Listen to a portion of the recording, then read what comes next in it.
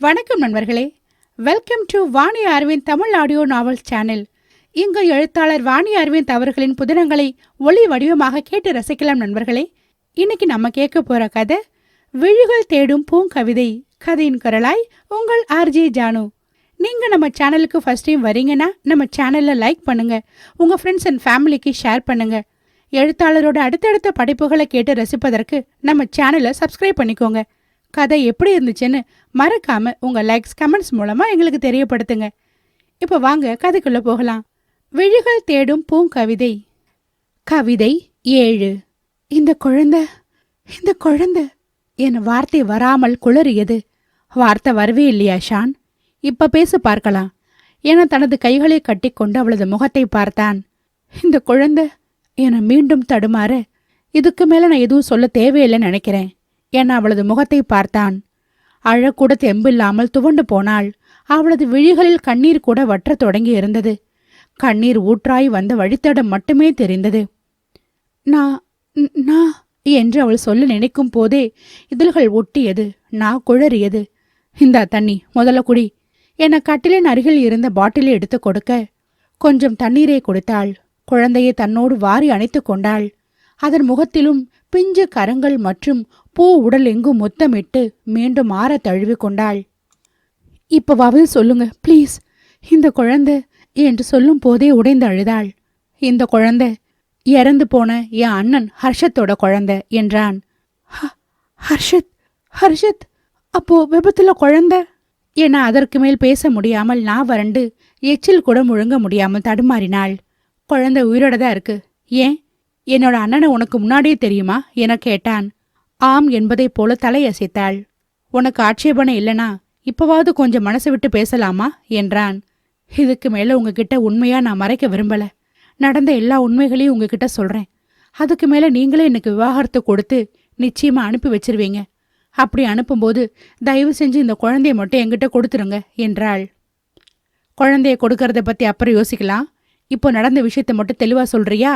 ஆனா ஒன்னு மட்டும் சொல்றேன் ஆங்கிரி பேர்ட், நீ என்ன உண்மைகளை எப்படி சொன்னாலும் இப்போவும் சொல்றேன், நீதான் என் பொண்டாட்டி.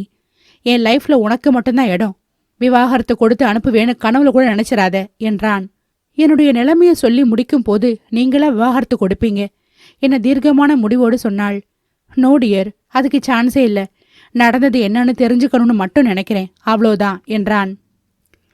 குழந்தை அவளின் முகத்தை பார்த்து புன்முறுவலோடு விரல்களை இறுக்கமாக பிடிக்க அந்த பூந்தளிரின் பிடியில் அவளது மனமே நொறுங்கியது. குழந்தையை வேணும்னு அம்மா கிட்ட கொடுத்துட்டு வரவா என்றான். இல்ல, எங்கிட்டே இருக்கட்டும் என்றவள் தனது வாழ்வில் நடந்த அந்த துயரமான நிகழ்வினை சொல்லத் தொடங்கினாள். அவளது எண்ணங்கள் கொஞ்சம் பின்னோக்கி செல்லத் தொடங்கியது. அதிகாலை வானம் வெளுக்க தொடங்கி இருந்தது. அந்த அழகான கிராமத்தின் பசுமையான வயல்களுக்கு இடையே இருந்த சாலையில் பேருந்து மெதுவாக நகர்ந்து கொண்டிருந்தது. தன் அன்பு மகள் ஷான்வி அந்த பேருந்தில் சென்று கொண்டிருக்க அவள் தந்தையால் அதை தடுக்க முடியாமல் கண்ணீரை மறைக்க வேறு பக்கம் திரும்ப நின்று இருந்தார். தன்னுடைய கண்ணீர் அப்பாவை பாதிக்க கூடாது என்று அவள் திரும்பி பாராமல் பேருந்தில் தன் பயணத்தை தொடங்கி இருந்தாள். அவளது கையில் உள்ள பையில் இருந்த துணிகளை விடவும் நம்பிக்கைதான் அவளுக்குள் அதிகமாக துளிர்விட்டு இருந்தது. சென்னை போனா எப்படி வேலை கிடைச்சிரும் என்று எல்லாரும் சொன்ன சொல்தான் அவளை இந்த நிலைமைக்கு தள்ளி இருந்தது. அவளது குடும்ப சூழ்நிலைதான் முக்கியமான காரணமாக இருந்தது. தன் தோழி சஞ்சனாவின் மீது வைத்துள்ள நம்பிக்கையின் பெயரில் சென்னை நோக்கி சென்று கொண்டிருந்தாள். நேரம் கடந்து கொண்டிருக்க கோயம்பேடு பேருந்து நிலையத்தில் வந்து இறங்கினாள். சென்னை அவளை வரவேற்கவில்லை. மிகுந்த சத்தமாக இருந்தது. யாரும் அவளை கவனித்ததாகவே தெரியவில்லை. அவரவர் வேலையில் மட்டுமே தீவிரமாக இருந்தனர். இறங்கியவள் தனது தோழியை தேடினாள். அவள் வருகைக்காக ஏற்கனவே காத்திருந்த சஞ்சனா ஷான்வியை ஆற தழுவி தன் வீட்டிற்கு அழைத்து சென்றாள். இருவரும் தங்களது கிராமத்தில் உள்ள ஒரு கல்லூரியில் பிகாம் ஒன்றாக படித்தவர்கள். சஞ்சனா சென்னைக்கு வந்து 2 ஆண்டுகள் ஆகிவிட்டது.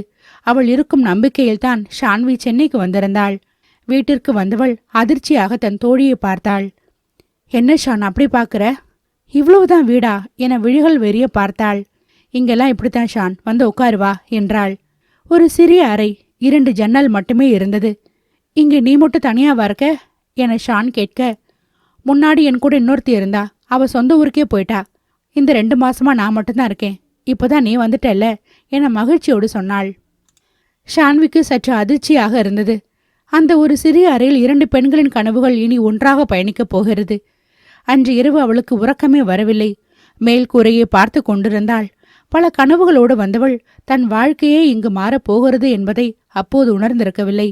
ஷான்வி மறுநாள் எழுந்தவுடன், இங்கே எப்படி வேலை தேடுவது, என்ன பண்றதுன்னு எனக்கு தெரியல, கொஞ்சம் ஹெல்ப் பண்ணு என கேட்டாள்.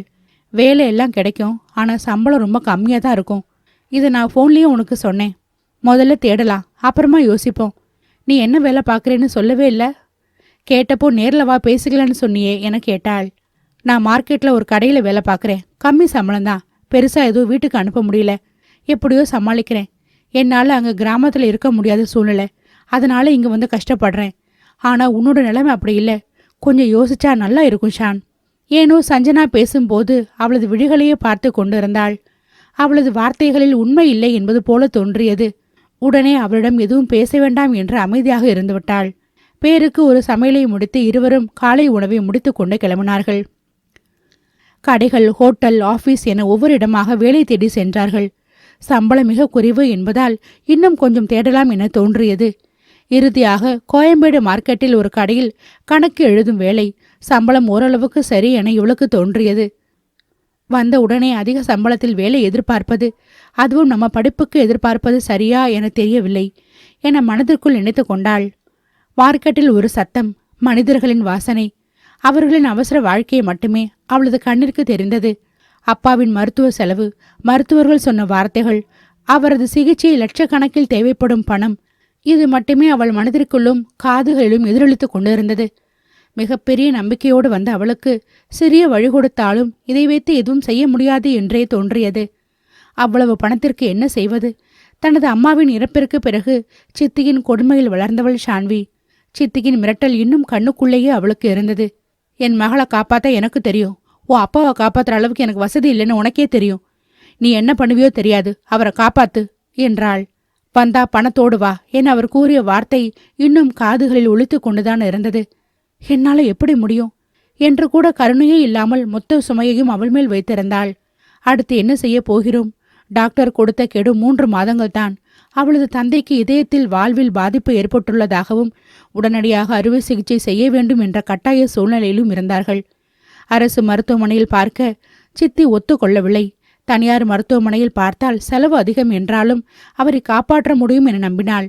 அவசர சிகிச்சை பிரிவு, மருத்துவமனை என கணக்கு பார்த்தால் கனவில் கூட எட்டாத தொகையை தயார் செய்ய வேண்டி இருந்தது. அவ்வளவு தொகை ஷான்வியால் முடியாது என்று தெரிந்ததும் அவளை வார்த்தையால் வாட்டி வதைத்தாள். அந்த வார்த்தைகளின் வலியை தாங்க முடியாமல் தான் சென்னை நோக்கி வந்து சேர்ந்திருந்தாள். ஆனால் அவளுக்கு நம்பிக்கையும் பொய்யாகி விடுமோ என்று மனம் கணக்கத்தான் செய்தது. இந்த குறைந்த சம்பளத்தில் அப்பாவின் அறுவை சிகிச்சை எக்காலத்தை கொண்டும் நடத்த முடியாது என்பதை தெளிவாக அறிந்திருந்தாள். அடுத்து என்ன செய்வது என்று தெரியாமல் தடுமாறினாள்.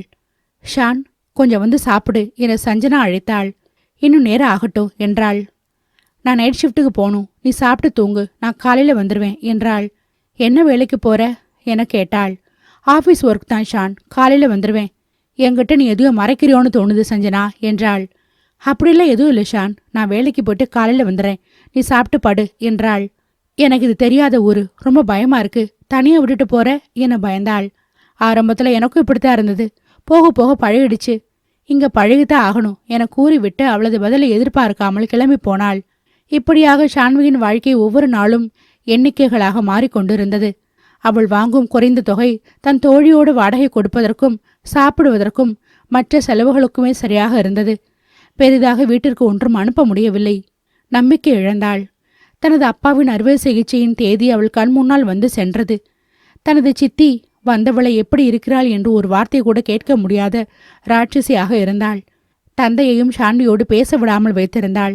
அந்த வழியே அவளுக்கு பெரிதாகத்தான் இருந்தது.